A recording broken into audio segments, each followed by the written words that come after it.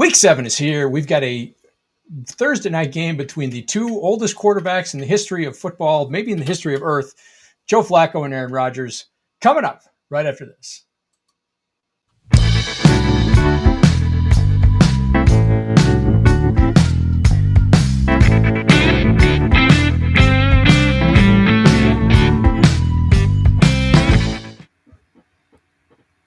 Welcome in to the Statement Games Thursday night preview. I'm Joel Worth. That is the founder of Statement Games, Marc Saulino. Marc, how are you doing tonight?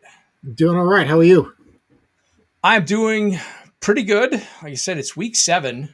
I know we've Should we say talked the about same this thing? We're going to say it every single week. last couple of weeks, but the season goes by. We can after complain. this week, like the fantasy regular seasons will be half over. That's crazy. Yes. Yeah. I mean, it feels like you we were spent just all having this drafts. time prepping for it and trying to get your Exactly. perfect lineup kind of set. And unfortunately, there's going to be a big majority of people who are going to come to the realization next week that their teams have absolutely no shot in making the fantasy playoffs, which is why Statement Games is a perfect kind of alternative to it. Because there you go. Exactly. it's something to kind of do. And historically, when we were kind of humming traffic wise, this is where we would actually see a little bit of an uptick with the gaming participation of our platform. But we're still working out some kinks, and we will kind of go from there. But just on that particular note here, let's I guess get to the meat of things right away. And where, hey, look, you know what? I'm definitely looking for a little bit more feedback and engagement from the community. So I just wanted to make it perfectly clear that this is a free-to-play game, StatementGames.com. On that top navigational bar, you see a little icon that says Play SG. You get in for free, and although you're playing for free, go 9 for 10 with your picks. Drop a comment in the comment section, as well as subscribe to this channel, and I am sending you $100 cash, whether it be PayPal or Venmo. That's my sales pitch for the evening, and now we can kind of jump into this stuff. Yeah, that is a pretty awesome offer and very cool on your part. So yeah, we talked about it in the intro. We've got two 40-plus-year-old quarterbacks. We've got the Steelers and Aaron Rodgers playing at Joe Flacco, newly minted Cincinnati Bengals quarterback. Mike Tomlin came out this week and just kind of called Andrew Berry, the Browns GM, out by name, saying, I can't believe he did that, trading Flacco to a division rival, the Bengals. A little bit of sour grapes that he doesn't get the Jake Browning human bye this week. So we get a battle of what quarterbacks whose age adds up to about 83, I think, 82, 83, something like that. So, so should be an interesting game. Division battles always are. So what are you thinking for your first pick? Well, I mean, I was looking at this from a couple of different perspectives. Of course, it's pretty hard to ignore how, I guess, hot of a start Pittsburgh is off to. If you take a look at this series historically, Pittsburgh has not only, well, they play Cincinnati pretty well. They've covered 4 of the last particular 5 games against Cincinnati. They're on a 4-game kind of winning streak.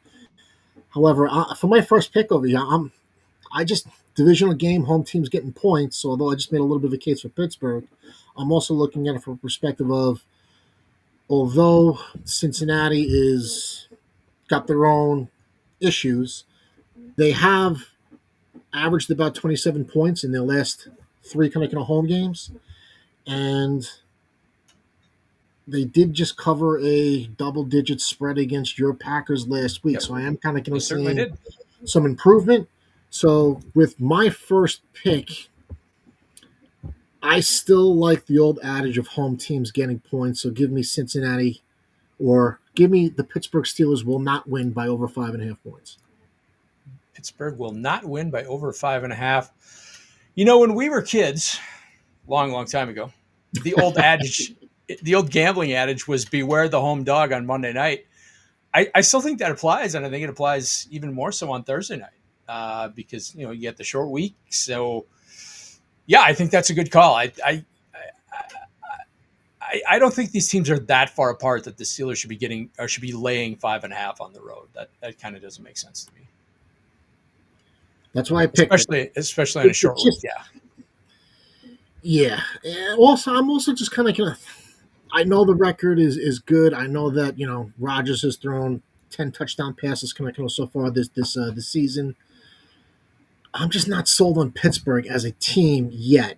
It looks like they'll be very competitive within this division. It's unfortunate what happened to Baltimore, and it could be very well the case that Pittsburgh runs away with this division. But I just don't think they're that good. I mean, if you took a look at the, let me ask you this: if you had to pick the five best teams in the AFC conference, even though that Pittsburgh is in first place, are you putting them in the top five?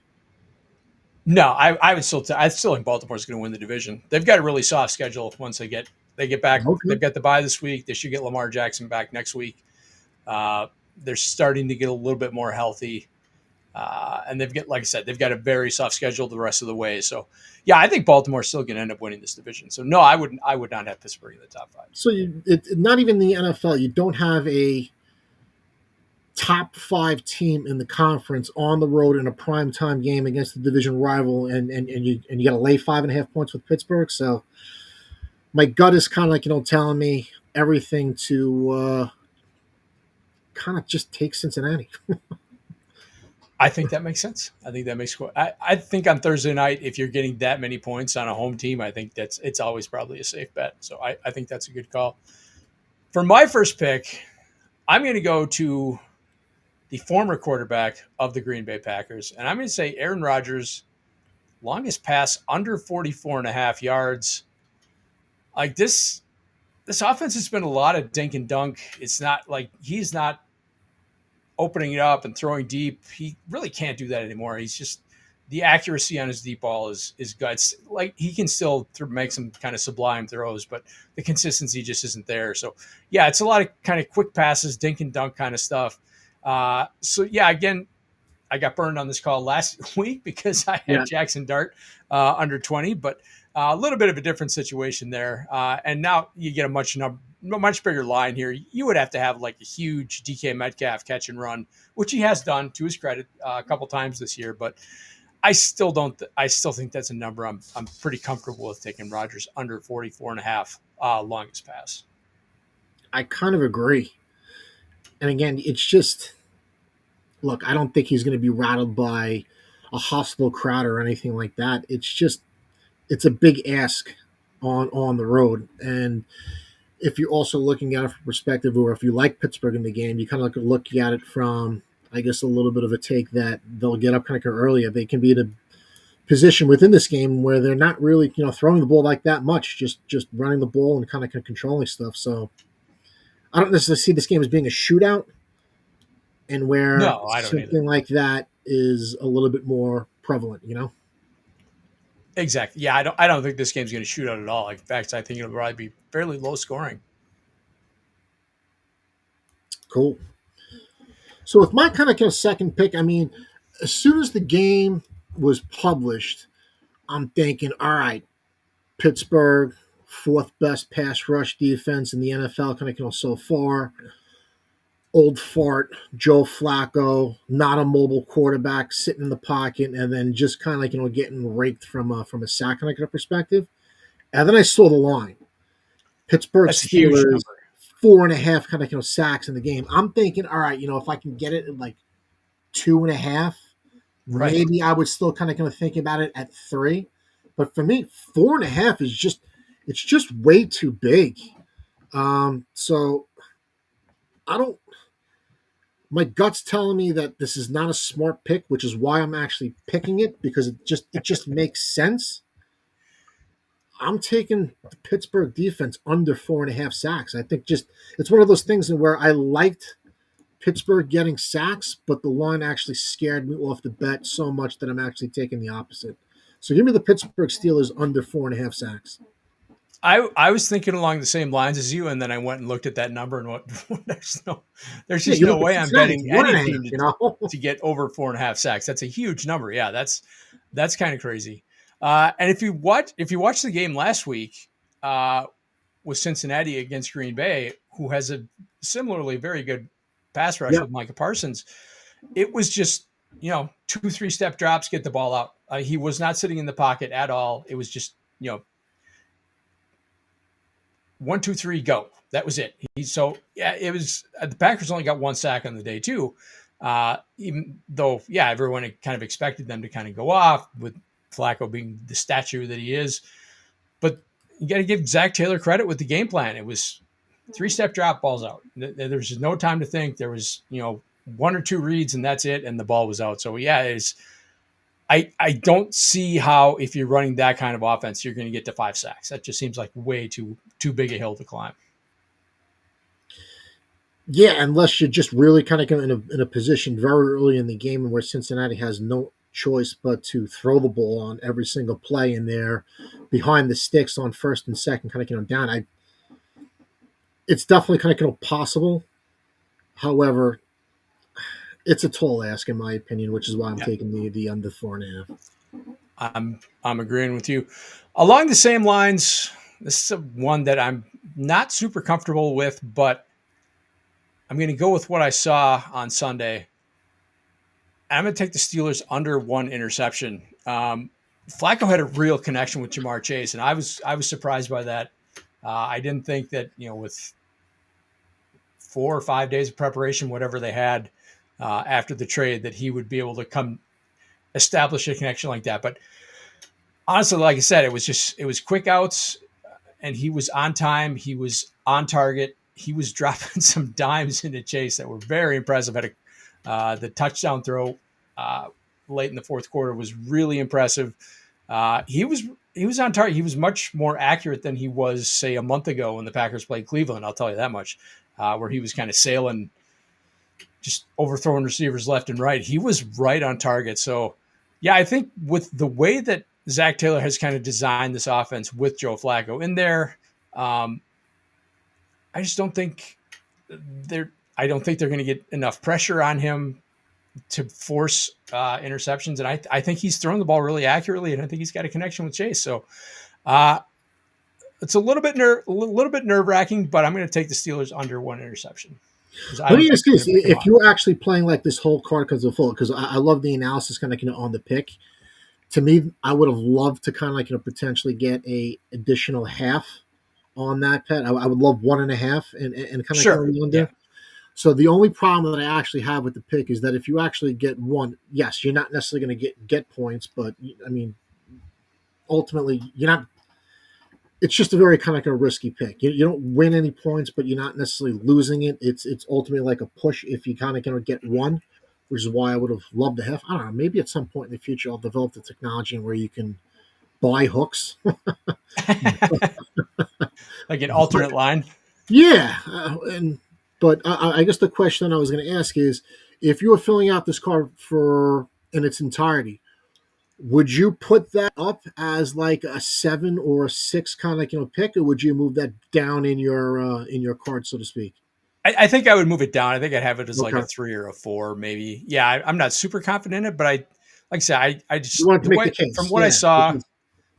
I think it's I think it's a little bit of a contrarian pick. I don't think it's one that a lot of people are going to take. So, yeah, I don't think I would have to go to a 9 or 10 or 8 with it, because I don't think it's a pick that a lot of people I think would be uncomfortable with that. So, I think I'd be okay putting it at a 3 or 4, assuming that, even if that hits, I'm going to get points that other people aren't going to get from a pick like that. You're really picking up on some of the strategy that actually goes into playing this game over here. You can kind of see that, yes, when you take a little bit more of a riskier pick and you have that ranked up kind of high, yes, you're taking a gamble on the pick becoming wrong. However, if you're right, you're also in a position where you're racking up points that not a lot of other people will be taking, which puts you in a good position to win the contest. I think it was it against you, or was it a couple of days ago? Or actually was last week. I'll have to check out the standings again. But there was another individual that we're playing against, and where in its entirety, I went 7 for 10 with my picks and lost to somebody who went 5 for 10 with their picks, just because the way that they had their points structured and the way that I had my kind of point structured, I lost my top 2 or 3 kind of picks and just picked up on the points in which, you're getting less points for. So, yep. Exactly. So, yeah. Yeah, I think that's really the strategy of the game. Yeah, I think that's a very cool aspect of it is that you can kind of play the market a little bit and say, I think this is a contrarian pick, so I don't need to put this at the top of my queue because I think anyone who takes the other side of this is going to be wrong and not get points for whatever they put it at, and then I'm going to get kind of free points for assuming I make the pick for even if it's only 3 or 4. I think that's 3 or 4 points that, or maybe more, that maybe my competition isn't getting. So it's a little bit of playing the market as well as making the picks. I agree. Yeah, and I think that makes that just part of what makes Statement Games such a very cool enterprise. So that's our picks for the week. Let's get this out of here. Let's go back. So I think we're both on the same boat. I think this is going to be a close, low-scoring game with the Bengals, if not winning, then I think covering. Is that, you feel the same way? Yeah, that's I'm kind of like in the same line over here, and it's really something in where I've really begun to, I guess, enjoy the Thursday night games kind of more and more. They're not necessarily things that I would get too excited kind of for, but when you have something to do like watch a game on a Thursday night and then have a little game like this kind of on the side, it's just it makes things more interesting. Of course, I'm a little biased because I came up with the whole thing, but that's I don't know. It's a little bit of a kind of passion. It just makes things more interesting because now we're talking about it like on camera. We're putting some of our picks kind of on the line, and yeah, let me go ahead and see how this thing plays out by probably staying up a little too late and breaking down a Thursday night football game. Yeah, I mean, honestly, if we're being perfectly honest, I probably wouldn't be super interested in a Bengals Steelers game on a Thursday night. But yeah, having the picks in and seeing how you finish, it just makes it more interesting. Not that I wouldn't watch the game anyway, but Correct. maybe I'd go to bed at a decent hour. But now I probably Because there's going to come a point in time where one of us, if not both of us, go 0 for 2 with our picks, and then it's like, all right, what are we going to talk about the following week? right. Well, at least your Giants got a victory last week, so Very, congrats to very you on that. That surprising. must have been. Were you at the game? I was not at the game. I had some Okay. family members that were at the game that took the family kind of tickets, but um, nonetheless, I enjoyed it, and I'm sure you did. it's just really amazing. And when your team isn't kind of doing like that well, how a win really just re-energizes you in terms of locking into that next week's kind of game to see if there was a chance in which they could build upon what they pulled off the prior week.